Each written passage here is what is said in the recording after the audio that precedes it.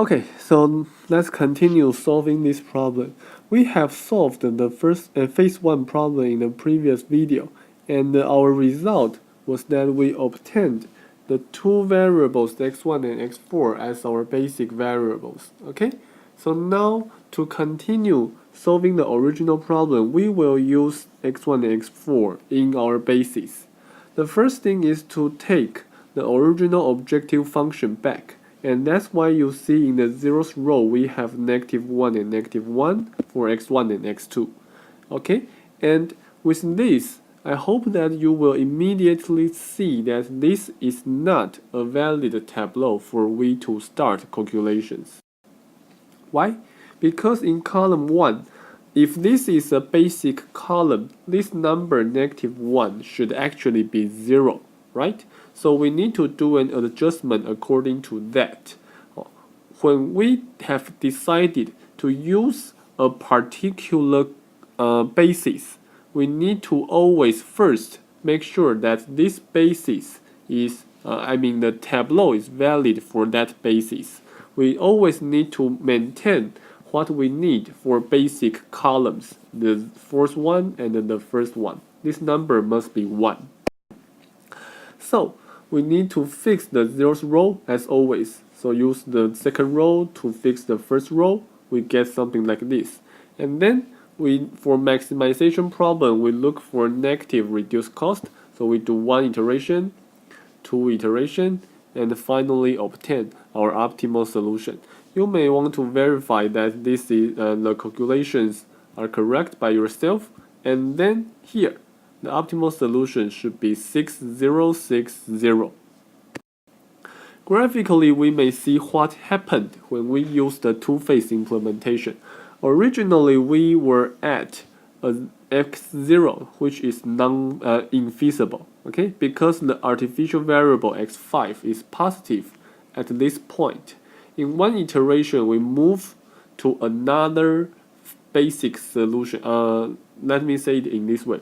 x0 is also a basic solution to the original problem, right? And x1 is another basic solution. In one iteration, we move to another basic solution, and now it is feasible because x1 as an output of the phase 1 programming. x1 is the initial basic feasible solution. Okay, and then starting from x1, we do 2 more iterations to get to the optimal basic feasible solution, which is x3. Okay, so when you have not finished phase 1, you will be at somewhere that is not feasible. But at the end of phase 1, you will reach a basic feasible solution or reach somewhere in the feasible region. And then you will, as in the past, move along edges, search among basic feasible solutions of the feasible region, and get to the optimal solution. Okay, let me give you some more examples. Suppose now you have a greater than or equal to and equality constraints. Then in this case, you need two artificial variables. Okay, this variable is a slack variable. Now you need 2 artificial variables because both of them are not less than or equal to constraints. Okay, after you add these 2 artificial variables, now you have this minimization objective function because you want to make them 0.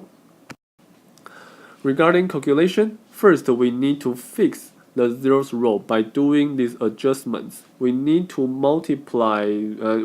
add the first and the second row into the zeroth row to make these 2 numbers 0. After that, we now have an initial solution which is infeasible to the original problem because both artificial variables are 0. And then we do 2 iterations to get to the optimal solution of phase 1, which has 2 columns, has the 2 artificial variables 0. There is something to keep in mind is that when you have one artificial variable leaves the basis, you may remove that corresponding column to save you some time. But certainly you need to keep in mind that this column is for which variable, that column is for which variable, so that you will not get things messed. Okay, so for example here, at this stage, x1 enters and x4 leaves. So you know this column, there are only 4 columns, and this is for x1, x2, x3, and then this is for x5. Okay, there is no column for x4 in this tableau. And then in one other iteration, the column for x5 is also removed. So here, the 3 columns are for x1, x2, and x3. Okay, anyway, after these calculations, phase 1 is finished. We get one feasible basis, x1 and x2. And then, with the initial basis x1 and x2, we solve the phase 2 linear program. We first take the original objective function back. Okay, here -1, -1. We do adjustments to remove these 2 non-zero numbers, and then starting from here, we know this is not optimal, and we may further improve this solution by doing one more iteration. Now we reach a better solution, right? 6 is better than 4, and everything is non-negative in the zeroth row. This is an optimal solution. I would like to suggest you to visualize the whole process as we did for example 1. Okay, you will see that before you get to the feasible solution, before you finish phase 1, you were at somewhere that are infeasible. But when you get to phase 2, you will move among extreme points of the feasible region. Okay, try to help yourself by doing this.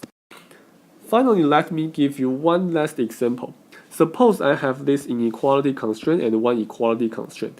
In this case, I only need one artificial variable, right? Because this is a less than or equal to constraint, so you don't need artificial variable for that. With one artificial variable, x3 and x4 would be our basic variables. So now again, we adjust the zeroth row. With this, we start. And then we run one iteration, 2 iteration, and then we see one thing. Here, all the reduced costs are negative, which means for this minimization problem, we cannot improve anymore. Okay, this solution is optimal for the phase 1 problem. But because this number, x4, this variable x4, artificial, is still in the basis, we know this guy is also infeasible for the original problem. What does that mean? That means the original problem is infeasible. Okay? You finish phase 1 by finding an optimal solution. If this one has a basic variable which is artificial, then the original problem is infeasible. So this tableau telling us that the phase 1 problem is finished, but the original problem is infeasible. So our simplex method will stop here and claiming that the original problem is infeasible. Okay? So now we know, given any linear program, we simply input it into the simplex method.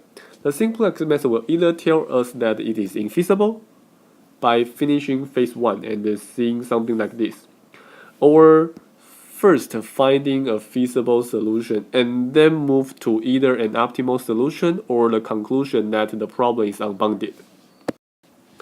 So that's that's something that concludes this section, or with the last piece of information you need. Now we know the simplex method can really solve all the possibilities of linear programs: infeasibility, unboundedness, or finitely optimality. All these 3 situations can be perfectly detected or identified by the simplex method. Okay? Yeah. So again, try to visualize this infeasible case, and that will enhance your understanding. Thank you.